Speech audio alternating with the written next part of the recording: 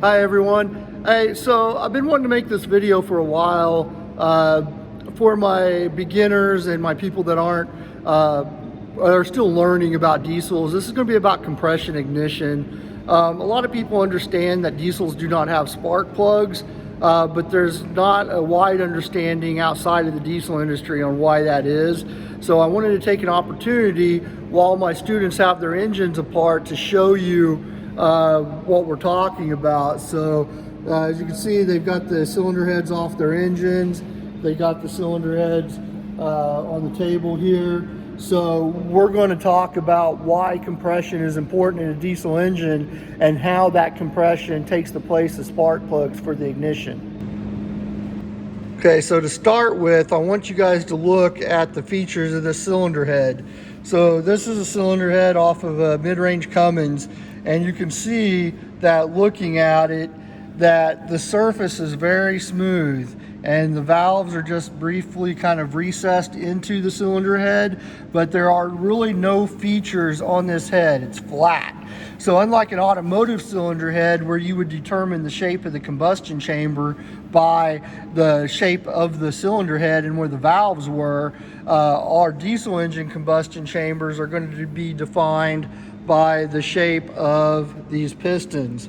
So you can see that these pistons are dished down in deep here. We call these a toroidal type piston, toroidal, because it has the crown in the center, it has the valley around it. On these direct injection 4-stroke engines, the injector sprays fuel directly into the combustion chamber and it spreads out into this area.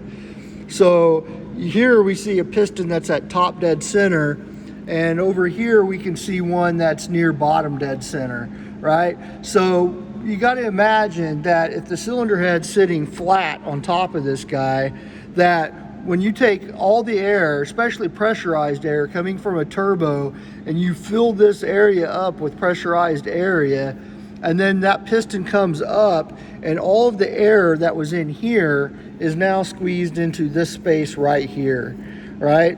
So the basic law of physics is when you take air and you compress it into a small space, you're going to make it extremely hot.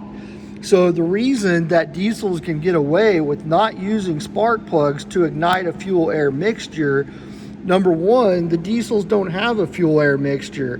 During the intake stroke, the only thing entering the cylinder is going to be air, pressurized air from a turbo usually. So that air then gets compressed by the piston, and when it comes up to top dead center like this, we're going to, not at this point, but right before top dead center, we're going to begin injecting fuel. And this air has been heated up so much from the compression that it ignites the fuel by itself without the need of a spark assist. So that would be the difference between what diesels, we call them compression ignition engines, because they use hot compressed air to ignite the fuel, and versus a spark ignition engine, which needs a spark to help ignite an air fuel mixture. So that also means that we have much higher pressures in these cylinders, and those higher pressures, if you remember the formula for force, right? Pressure times area equals force. The force that engines create is called torque, and diesel engines are capable of creating a lot more torque because they have a lot more pressure in the cylinders because of the compression ratio. One of the things that we have to do in order to be able to pull enough air in and then squeeze it and compress it until it's hot enough to ignite fuel is we typically have to have a higher compression ratio than a gasoline engine. So what is a compression ratio? A compression ratio is a measurement of volume from when a piston is at bottom dead center, how much volume is available in a cylinder compared to top dead center. So if we considered this one part, this would be the 13 parts or 14 parts. So a typical automotive application, you might have a 9-to-1, 8-to-1, 10-to-1 ratio. Get up into performance sports cars, slightly higher than that, right? But diesels can start out at where those performance autos go, and start out at 12 to 1, 13 to 1, and get up as high as 25 to 1 in some cases.